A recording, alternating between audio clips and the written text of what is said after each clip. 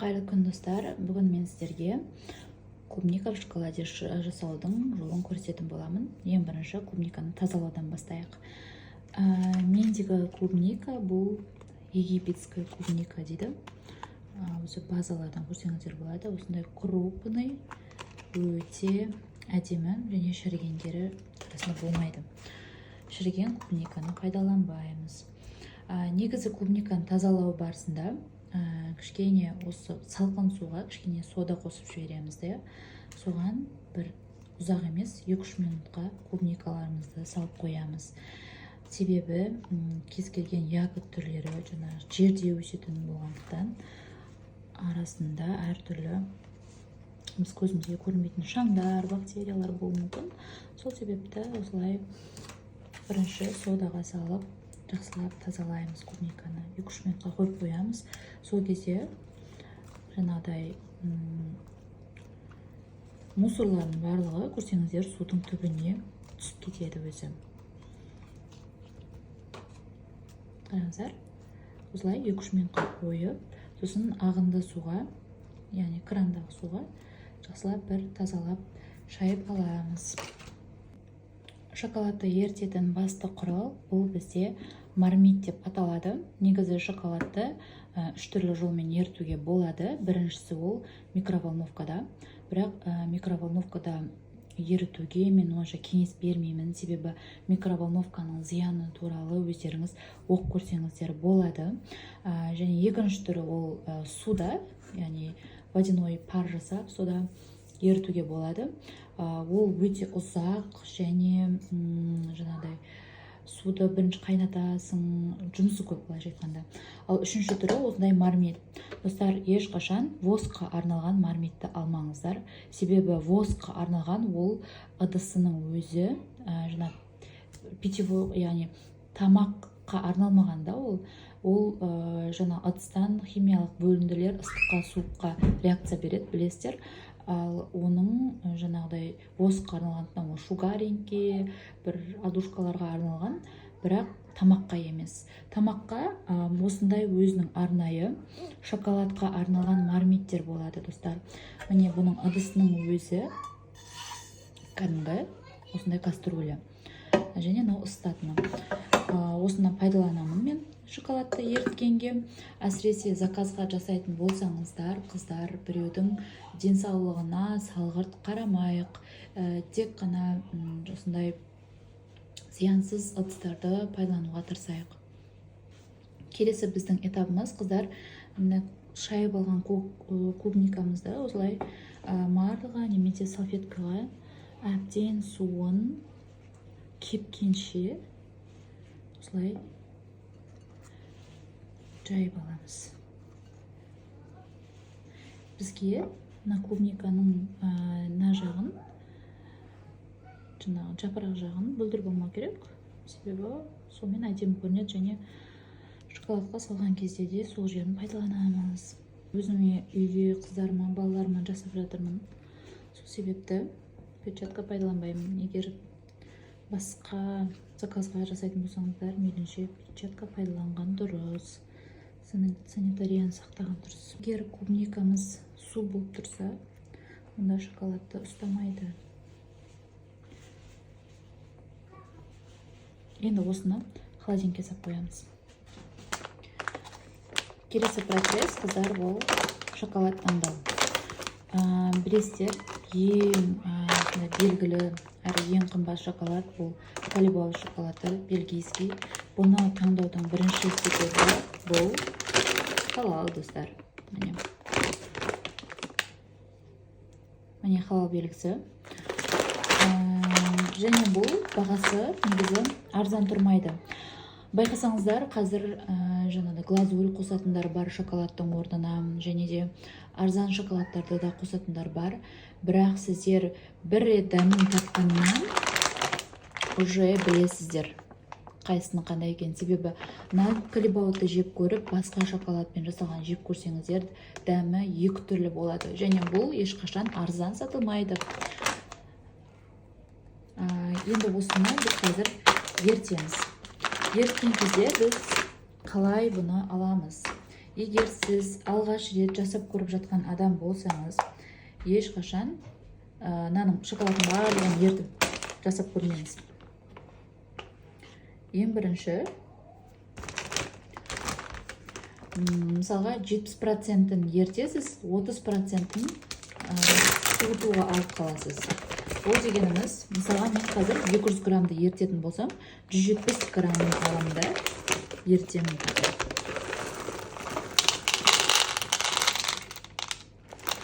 Бұл менде холодильникте тұрған қызыр, сол үшін осындай ақ болып тұр сырты.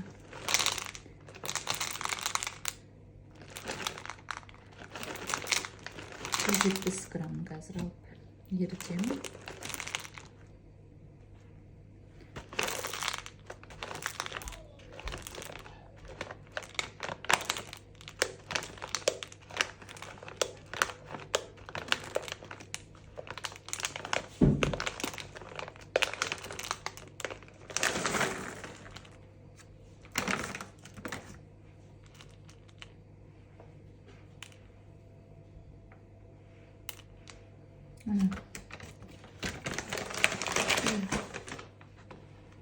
Қарасаңыздар болады, міне 170 граммын алып, бірінші осы мармитімізға салып, ертіп аламыз. Келесі шоколадтың енді градусын қалай білеміз, осындай аппарат бар. Бұл барлық маркетплейстерде сатылады. Осыны қалай пайдаланамыз? Мына жерінде басатыны бар. Басамыз, лазер қай жерге түсіп тұрып, соның градусын көрсетеді. Міне, осындай аппаратты пайдаланып, қазір шоколадтың температурасын бірінші, менде молочный қыздар, сол себепті 40-45 градусқа дейін ертіп аламын. Шоколад ерткен кезде осылай қозғап тұру керек. Арасындағы крошкалардың барлығы еріп кету үшін. Қайта-қайта осылай қозғап тұрамыз. Өзін тастап кетпейміз, себебі асты еріп, үстіндегі шоколадтар қалып кетсе, астының температурасы көп болып кетеді, үсті жаңағыдай ерімеген күйде қалып кетеді. Сол үшін үнемі осылай қозғап отырамыз.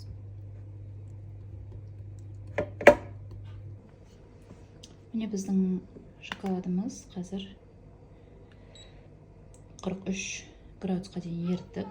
Енді бұған біз қазір 30 граммды алып, енді осыны қосамыз. Бұны барынша тез араластырамыз енді.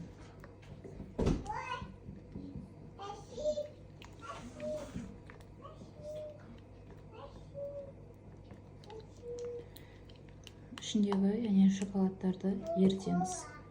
Жаңа қосқан 30 грамм шоколадымыз ішінде еріп кету қажет.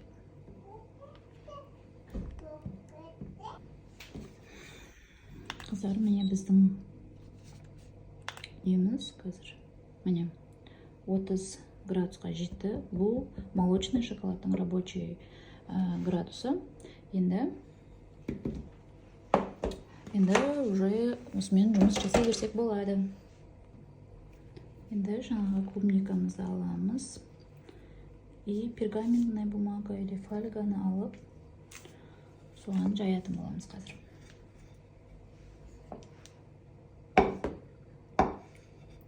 Міне біздің шоколадымыз күшті болып тұр.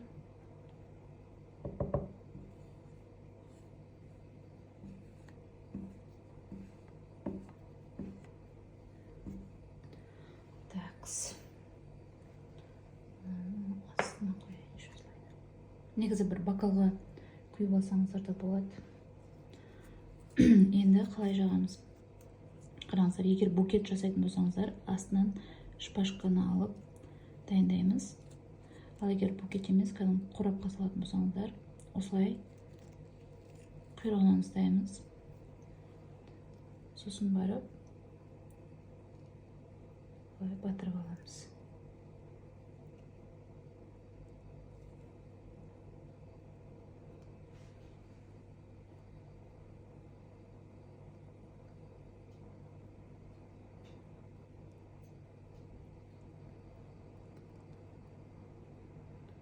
шоколадтар әбден түскенше осылай кішкене ұстап тұрамыз. Сіркіп алып.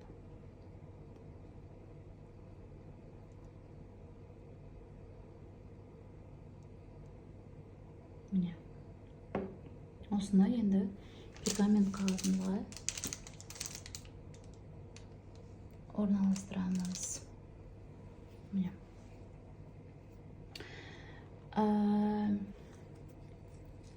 Негізі бұны сразу холодильникке салмаймыз. Бұл өзі жаңағыдай темперировать еттік қой енді. Бұл өзі осылай қату керек.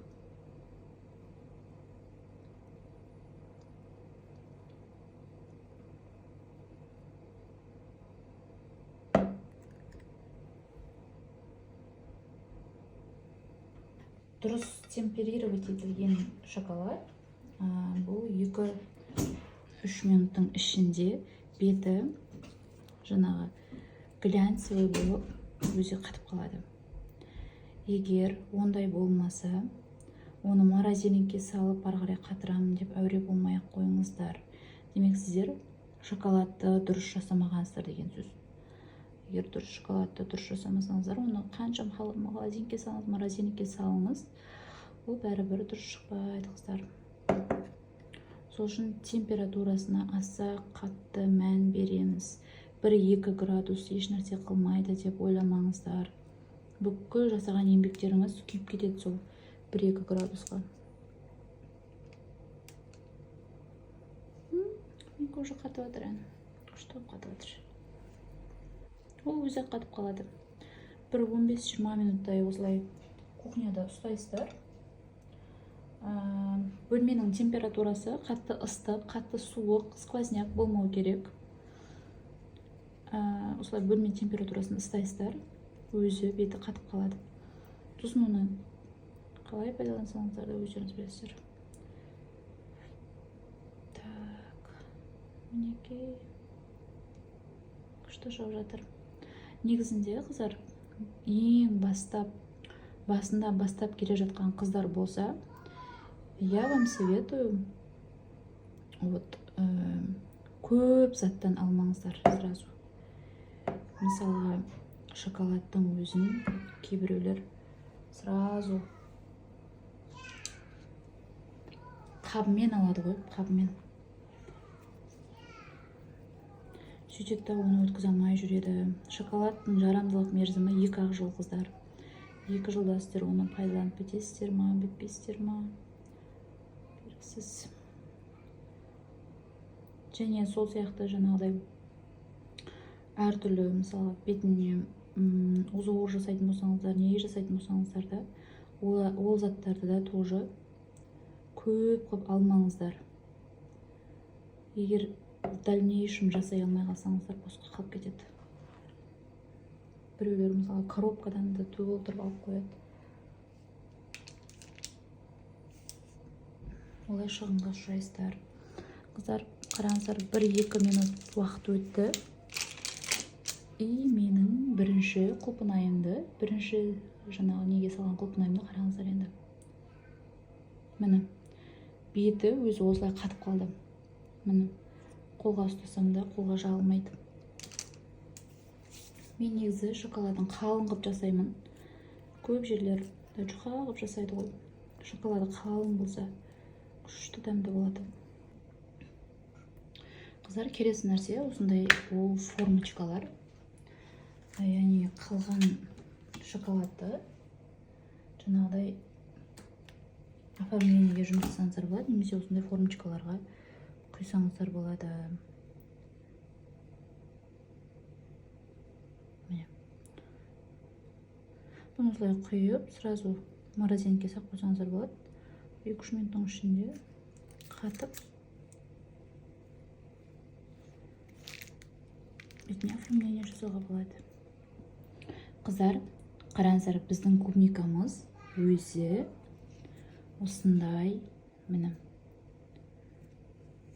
өзі қатады осылай. Яғни бұны жаңағыдай холодильникке енді саламыз, 10-15 минуттан кейін ғана барып саламыз. Енді холодильникке сала берсек болады осыны.